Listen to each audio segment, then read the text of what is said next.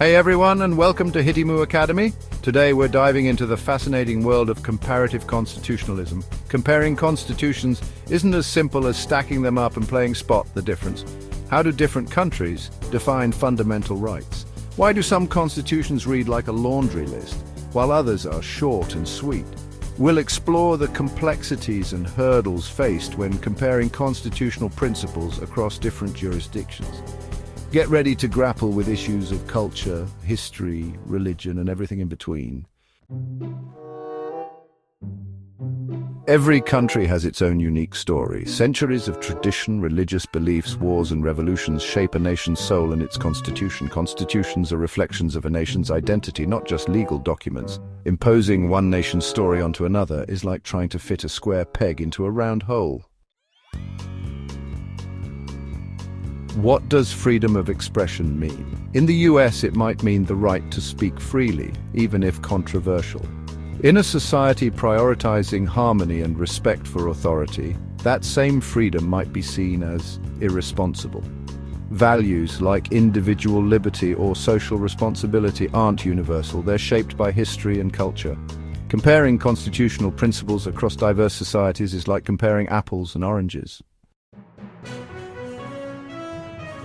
History leaves its mark on everything, especially constitutions.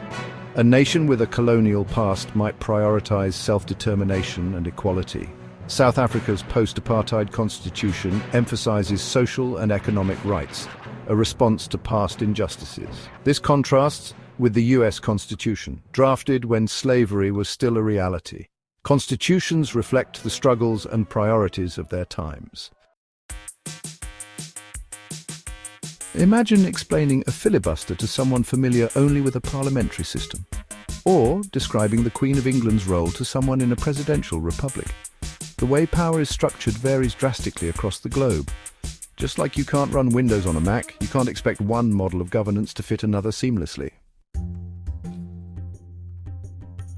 Religion and ethics shape values, beliefs, and constitutions.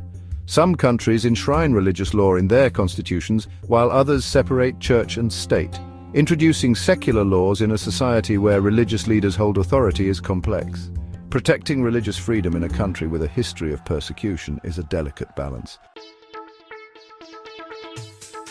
Constitutions are written in legal language, full of nuances and interpretations. A phrase clear in one language can change meaning when translated, especially legal concepts. Words like rights, freedom, or justice can have different interpretations depending on cultural and legal context.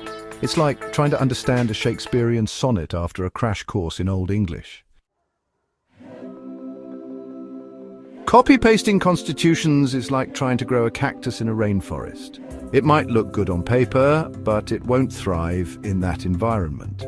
Constitutions need to be rooted in a nation's history, culture, and aspirations. Blindly transplanting provisions from one country to another is a recipe for disaster. Many post-colonial nations adopted Western-style constitutions for a fresh start. These new systems often clashed with traditional power dynamics and local customs. It's like building a house on a foundation of sand.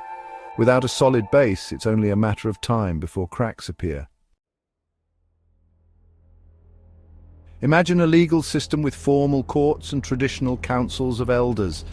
This reality exists in many parts of the world. The challenge is reconciling these often clashing systems to respect both the rule of law and custom.